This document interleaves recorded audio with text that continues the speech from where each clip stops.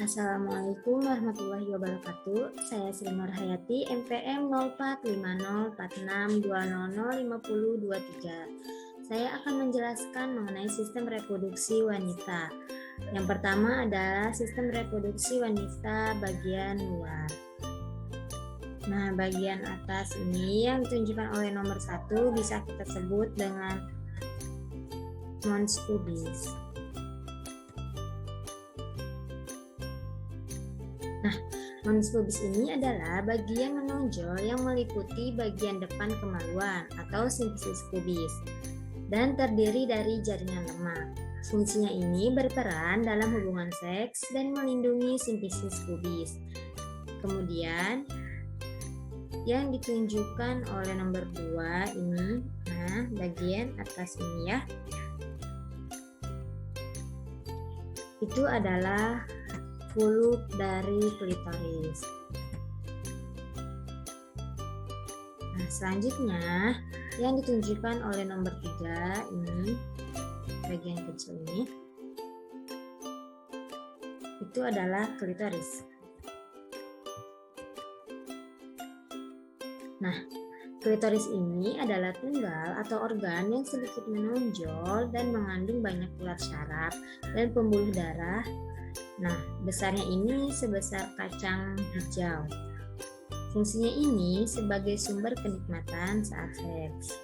Nah, kemudian yang ditunjukkan oleh nomor 4, ini bagian yang atas dan yang bawah ini, itu adalah vestibulum.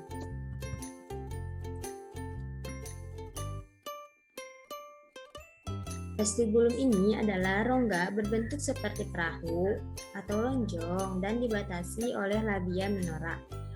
Ini ya. Nah, berada di sisi kanan dan berada di sisi kiri sebelah di labia minora.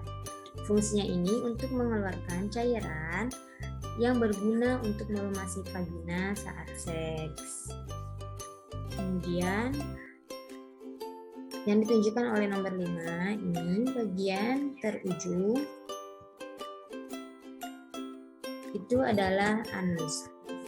Nah, anus ini adalah lubang yang berada di ujung saluran pencernaan. Fungsinya ini sebagai tempat keluarnya kotoran. Nah, selanjutnya yang ditunjukkan oleh nomor 6, ini lubang kecil yang sangat kecil ini, itu adalah saluran kelenjar vestibula mayor. Nah, selanjutnya kita lihat yang ditunjukkan oleh nomor 7. Nah, yang berada di tengah ini, itu adalah vagina.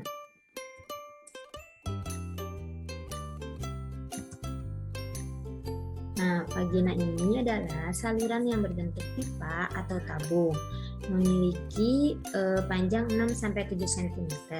Fungsinya ini sebagai saluran keluarnya uterus, alat senggama, dan juga sebagai jalannya lahir.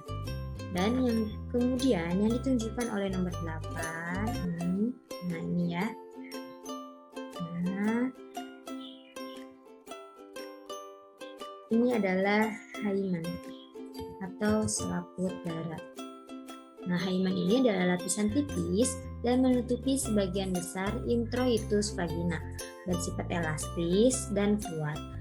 Nah, letaknya ini berada di dekat tepat pembukaan vagina. Fungsinya ini sebagai tempat mengalirnya darah menstruasi atau cairan lainnya melalui vagina. Selanjutnya, yang ditunjukkan oleh nomor 9, nah ini uretra.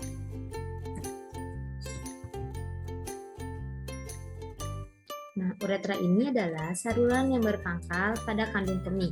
Fungsinya ini sebagai jalur keluarnya air kemih. Nah, uretra ini berada di antara klitoris dan vagina. Selanjutnya yang ditunjukkan oleh nomor 10 ini, yang ini dan ini adalah labia minora.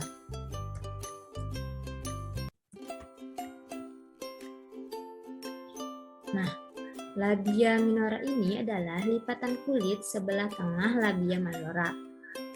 Labia minora ini selalu basah karena dilumasi kelenjar Nah, letaknya ini berada di dalam labia mayora. Fungsinya ini sebagai perangsang seks. Yang terakhir nomor 11 ini itu adalah labia mayora.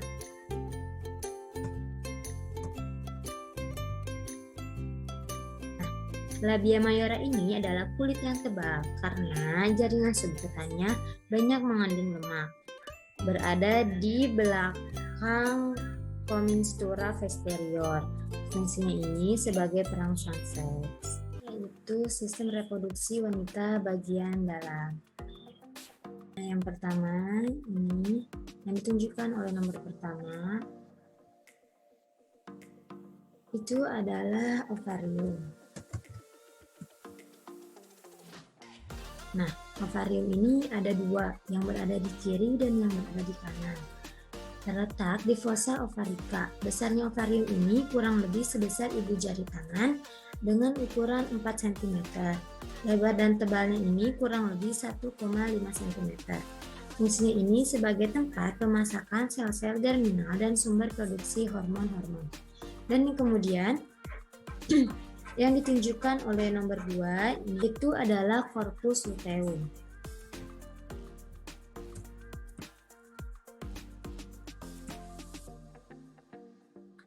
Corpus luteum ini merupakan jaringan kuning di dalam ovarium yang dibentuk oleh folikel yang telah masak dan mengeluarkan ovumnya.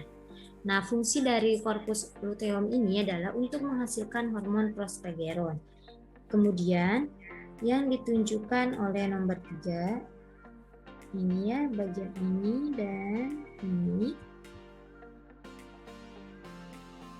itu adalah folikel.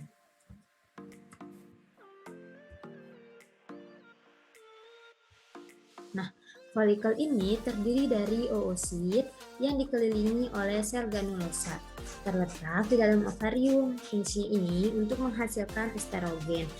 Selain itu juga berfungsi untuk menghasilkan hormon-hormon, hormon perkembangan sel telur. Selanjutnya, yang ditunjukkan oleh nomor 4, ini.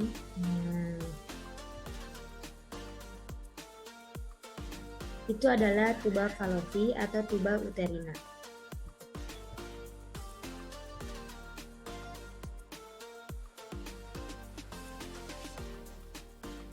Nah, tuba Fallopi ini merupakan saluran dengan panjang 10-13 cm, berdiameter 1 cm yang menghubungkan antara ovarium dan rahim. Fungsinya ini yaitu sebagai tempat berjalannya sel telur dari ovarium menuju rahim saat ovulasi dan sebagai tempat pertemuan sel telur dengan sperma saat proses pembuahan. Kemudian yang ditunjukkan oleh nomor 5, ini ya. Itu bisa kita sebut dengan perimetrium.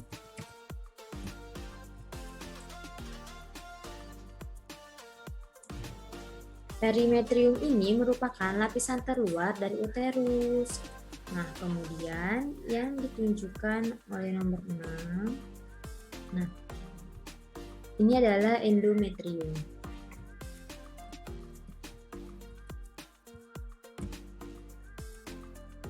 Nah, endometrium ini adalah lapisan yang memegang peran penting selama proses menstruasi.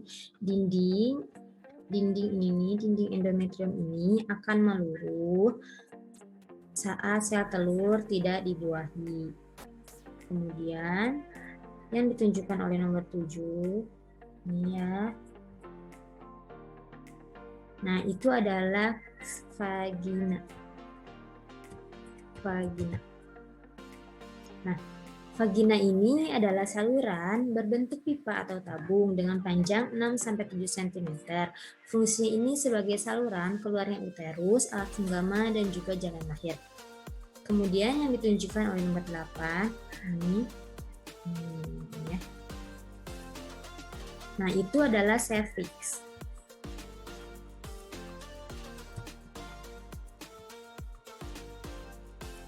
Nah, serviks ini adalah bagian ujung rahim yang menyempit dengan ujung inferior mengarah ke arah vagina. Ini ya, bisa kita lihat. Berbentuk silinder dengan panjang 2,5 cm sampai 3,5 cm ini ya. Yang ini. Nah, fungsinya ini untuk memproduksi lendir atau mukus. Kemudian yang ditunjukkan oleh nomor 9 ini ya. Itu adalah uterus. Nah, uterus ini adalah organ berbentuk seperti buah pir terbalik. Nah, ini ya bisa kita lihat. Nah, terletak di antara kandung kemih dan rektum. Fungsinya ini untuk menampung sel telur yang telah dibuahi sampai menjadi janin atau siap untuk dilahirkan.